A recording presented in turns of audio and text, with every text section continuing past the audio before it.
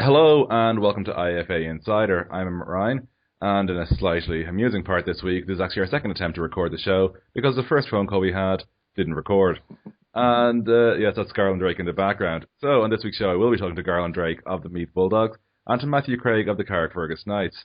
But first, a quick solemn word regarding the passing of the Cork Admirals who folded at the weekend. I saw a message on their fan page earlier today on Facebook. The outpouring of support for them has been tremendous, and I obviously like to extend my own in that respect. I had a couple of great battles against the Admirals, and I hope we see football back in Cork in the not-too-distant future. But first, let's get to IFL 1 action, because we normally start off with Chamber Bowl Conference, but let's give the IFL 1 a bit of a prop this week. So we're going to go with Garland Drake. Garland, welcome to the show again, literally in more ways than one. Thanks, Emmett. Greatly appreciated, man. Well, Garland, as we were discussing earlier before when we were trying to record this, great offensive display for your team this week. I know it was only the one touchdown, but you finally got on the scoreboard. I suppose mentally, what did that mean to you guys? That put confidence into our offense that what we practice and what we practice so long for is exactly that. Even though it was only one score, it did build our confidence. We just need to build on that more. Our offensive unit was very good in getting down the field. We actually got penalized on the first score that we made, so those guys were very determined to get in the end zone, and success was happening on the second play that our quarterback, Eddie McMahon, ran it in from about 20 yards out.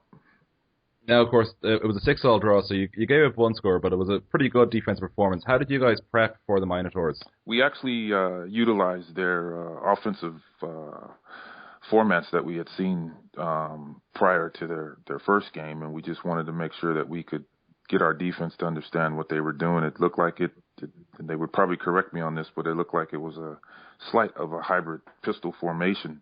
But they were pretty good at getting their plays off. It's just that my defense was ready and determined to hold them back, you know. But I give hats off to them. They came to play football. I suppose, like, because you obviously you played back home in the States, Garland, before moving here. Like, the pistol's probably something you're a bit familiar with, even from watching on TV, like a lot of the listeners will be. I suppose a challenge for a team, having seen the likes of Nevada pioneer with Chris Alt, and obviously you've seen it a bit in the NFL. Like, what's a challenge for a team, I suppose, that's at our level, really, over here, trying to implement something like the pistol? Yeah, basically on a pistol formation or a pistol offense, if you like, you are going to rely on speed. You're going to rely on speed and the quickness of either getting the ball out of the quarterback's hand or giving it to the running back, and he's going to go. He's heading to the sidelines to turn upfield and go, and it's a challenge to a defense that wouldn't really have that experience against an offense like that. But we're looking forward to it. I believe we meet them again before the end of the season, so we're really looking forward to it. It's an opportunity for my defense too to have a bit of a difference than the old basic fundamental football, you know, run and gun. And I suppose looking at that, because obviously you guys are, speaking of opportunities, your first opportunity to play a home game is coming up next. It'll be in 3 weeks' time. I see it against the Tullamore Phoenix. We were discussing earlier. You've got a new home this year, playing in Navan Rugby Club. Like, how important was that move there for you guys? Oh yeah. First off, I have to give my club committee just due credit because they worked their butts off to negotiate and talk with Navan Rugby Club, and Navan they welcomed us very well with utilizing their facility, and it's a fantastic facility, which just makes it all more exciting for our first home game of the season, you know, in a proper venue that we can actually call home now. And I suppose one other thing I've noticed as well is because you've had a pretty spread out schedule to date. Once you start that home stretch you've got, it's a bit more compact. You won't be playing every week, but it'll be a bit nearer to each other. For you as a coach, how will that change your role? Will it be easier for you to get the guys ready, keep them focused in the games? I hope, yeah, I hope without sounding too optimistic about it. I hope we can get in because unfortunately we only have 2 practice sessions per week. But I have confidence in the guys that they'll put it together and we'll be successful on our first home game of the season. Well, Garland, thanks a lot for joining us on the show, especially for doing this interview twice. Thanks, no problem, man. Great, appreciate it.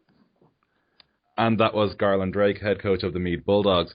Next up, I spoke with Matthew Craig of the Carrickfergus Knights, following their narrow win over the West Dublin Rhinos at the weekend. And joining me now is the chairman of the Carrickfergus Knights following their 14-7 win over the Dublin Rhinos at the weekend, Matthew Craig. Matthew, thanks for joining us. Hi, how are you? Well, Matthew, I suppose we'll start off on the offensive side of the ball because it's the first time we've been discussing the Knights really this season. So for people, first time at least talking to a Knight, we have spoken to people who played against you. So I suppose looking at you got 2 touchdowns. What sort of offense did you run? Like what succeeded for you, I suppose, really against the Rhinos? Well, every time we play the Rhinos, it seems to be, kind of which team makes the mistake first or which team gives up the safety first. I don't know in the history of the league whether there's ever been a 2-0 victory like the last time we played the Rhinos. So we knew that we could run the ball well. We had Darren Montgomery back for us, so we just kind of wanted to pound the ball, move the ball very, very, very well on the ground the first series. Went a 4th down a couple of times. It worked for us. Just couldn't punch it in on the first series. Second series, we went back to the same thing. We were able to mix run and pass a little bit and score early, which I'm not sure we necessarily expected to do right away, but that was good and gave us a lot of confidence. I suppose, I remember from my own playing days when I played against the Knights, you were known for having serious speed out wide. Is that still a big weapon for you, and is that still important? I suppose it is. We wanted to run the ball first to set up the pass in this game. I think, obviously, with Adam Devaney, we have always been great down the sidelines. I think his shoulder was bothering a bit, so we were a little concerned about maybe getting the ball deep down the sidelines. We wanted to see if we could just run the ball. And no matter how many people they seemed to put in the box, we were still able to run it. So we just kind of wanted to do that until we had to pass, really. And so we did. And the guys that you remember, they're quite quick, are a little older these days. Of course. Not quite the same speed. I'm sure Paul McKillop would like to tell you that it still has the same speed, but not quite the same out there. More a possession receiver now, probably. But we still have some guys who can fly on the side, and when we go 4 wide, we can certainly mix things up a bit. Possession receiver, what a wonderful euphemism that is. Yeah, you like that? I like that one, yeah. For slow. And I suppose looking at the defensive side, because I know the Rhinos did manage to score against you, but still held them to 7 points, which across 2 games is not shabby in the slightest. So, defensively, what did you guys run, and what did you see that they were doing against you that you were able to stop? I don't know. I wouldn't want to comment too much on the defense. I mean, Spencer McDowell, coordinates our defense. Our defense have always been done pretty well. We just wanted to stop the run, which we did most of their day.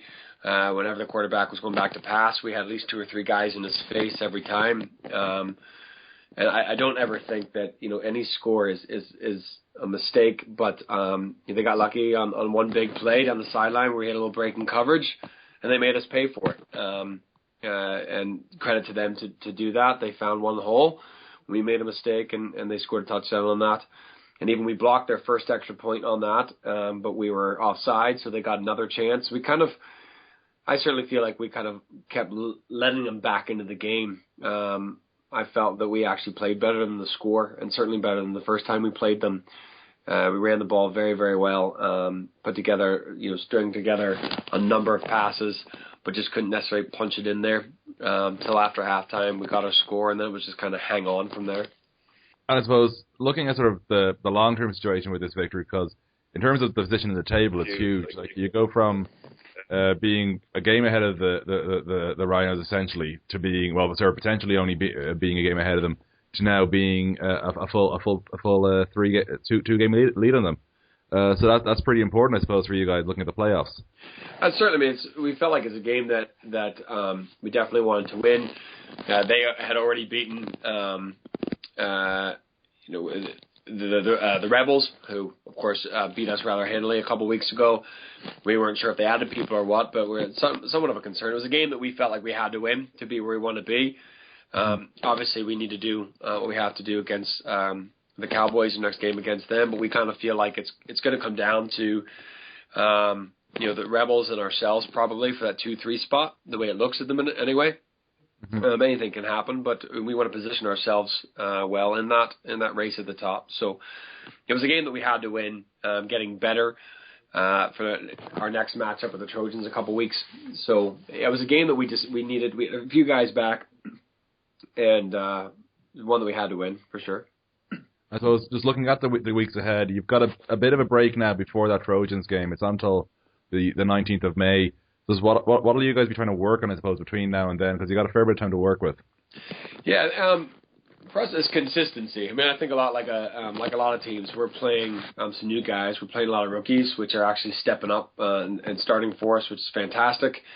I think for us, it's consistent. Getting a couple of guys healthy will be huge for us. We have a few guys with some injuries that we haven't been able to play the last game or two.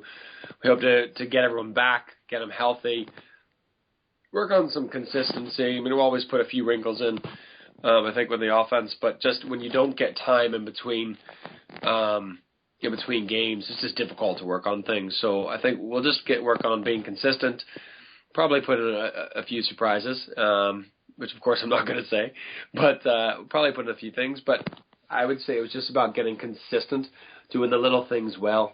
We'll probably even go back to a little bit of blocking and tackling.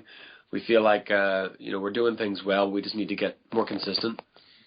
That's great. Well, Matthew, thanks a lot for joining us on the show. No problem, man. Thanks.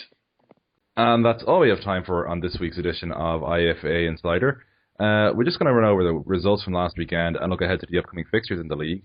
The results from the Shamrock Bowl Conference: the West Dublin Rhinos 7, Carrickfergus Knights 14, the Dublin Rebels 62, the Craigavon Cowboys 6. And there are no games in the coming week in the Shamrock Bowl Conference. In IFL 1, we had one game just. The Meath Bulldogs drew 6-all at the Mullingar Minotaurs. There are two games in IFL 1 this weekend for anyone looking for their football fix. The Waterford Wolves are at the Drogheda Lightning. That's in St Oliver's Community College. And the Dublin Dragons are at the Tullamore Phoenix. That's at Tullamore RFC. Both of those games kick off at 2 p.m. Thank you for joining us.